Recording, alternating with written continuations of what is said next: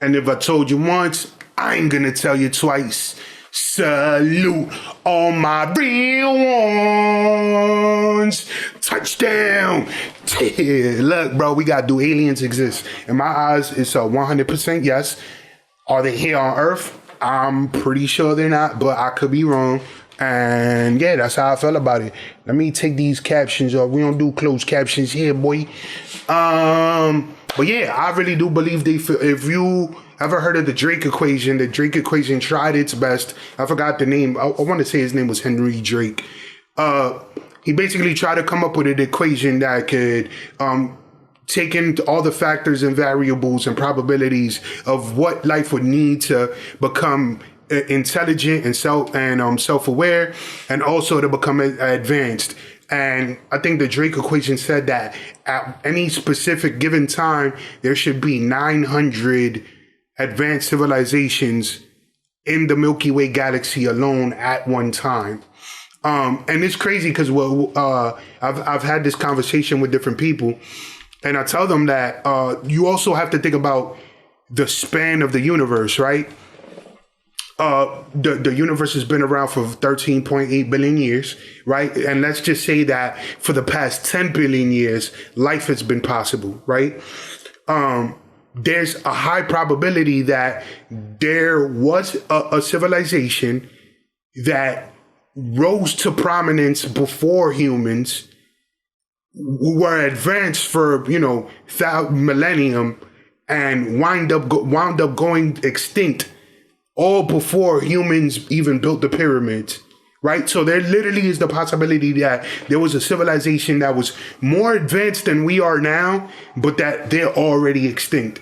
And you think about, if we're really analyzing how life on Earth is going, what's going on with climate change and what's going on with global warming, and the things that we're not doing to make sure that our species survives, and the fact that, there's tensions between all these different nations.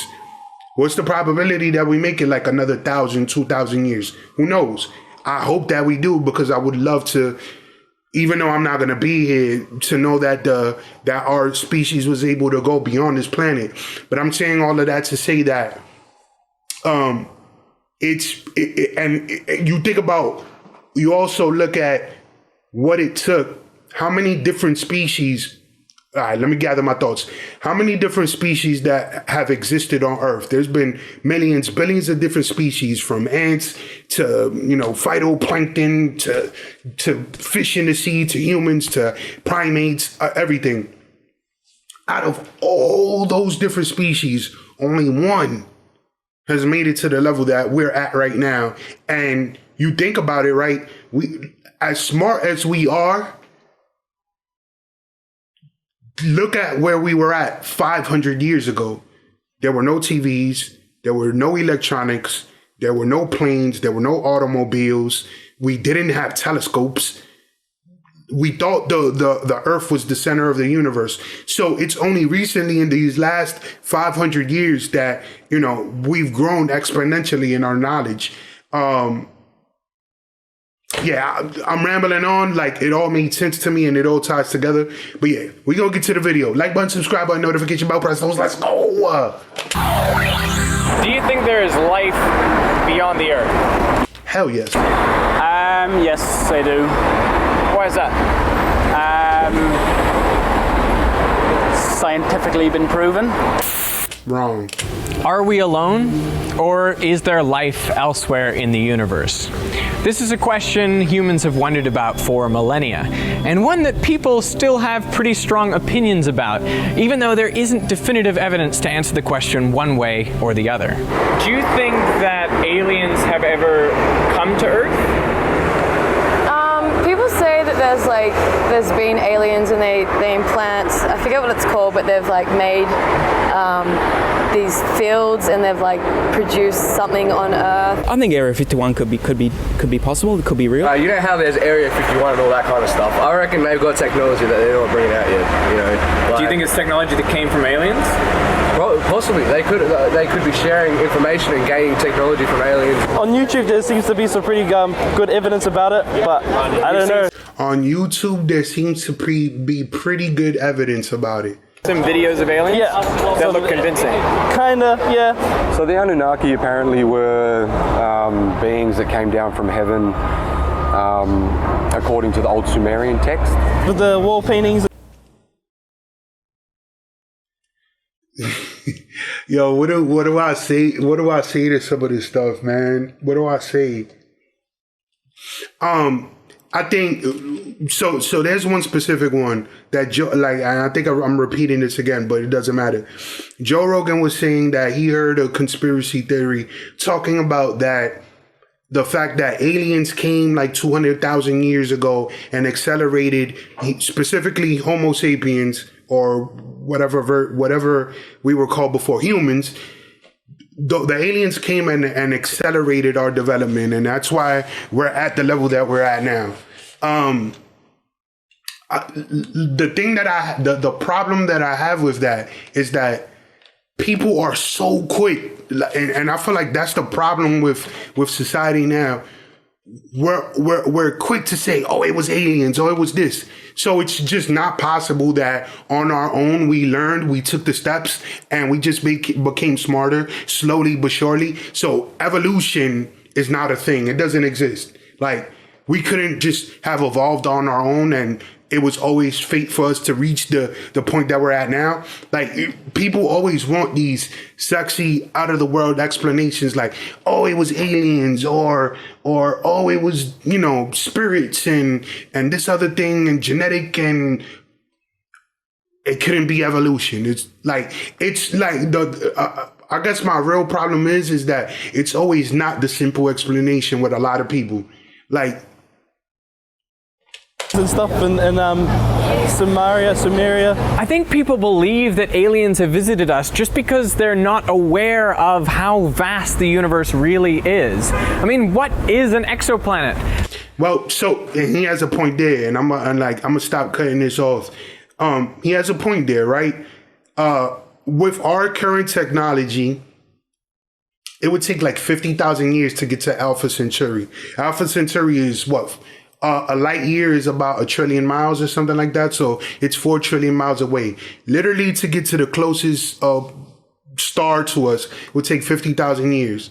Not only that, but there's random things that makes interstellar travel difficult, intergalactic travel even more difficult. But like some of those things are, there's space debris. You know, they have comets and asteroids and dust and all these different particles. You also have the speed limit of the universe, which is the speed of light, right? So anything with mass cannot travel at the speed of light because you would need infinite mass and infinite energy to be able to travel at the speed of light. So we already, from what we know, right? Like, if we're just going to do this as an exercise, and let's say that the aliens can travel somewhere close at the speed of light, you're still talking about years travel. It takes 4 years to travel to Alpha Centauri if you can travel at the speed of light. And let's say the home star of these aliens is 1,000 light years away. That's a lot of energy that they would have to expend to get over here, to not make themselves known, to, like, you see what I'm saying? Like, it's a difficult trip. Not only that, but going back to the whole space debris thing, if you're traveling at close to the speed of light and you were to hit a rock the size of your thumb, the explosion, the energy, the kinetic energy that would be created from that would be so immense, it would destroy your shit. So there are things that everyday people that don't follow science like you and I do don't think about when they say things like this. How far is a light year? These are the things you need to understand if you're to judge the probability that alien life could come and visit us. What is a galaxy? Specifically, I wouldn't know. It's a collection of stars with a black hole at the center. That's how I would explain it. Is a galaxy something totally different, like another universe, maybe? A galaxy has a sun and a moon, isn't it? So a galaxy is bigger than that.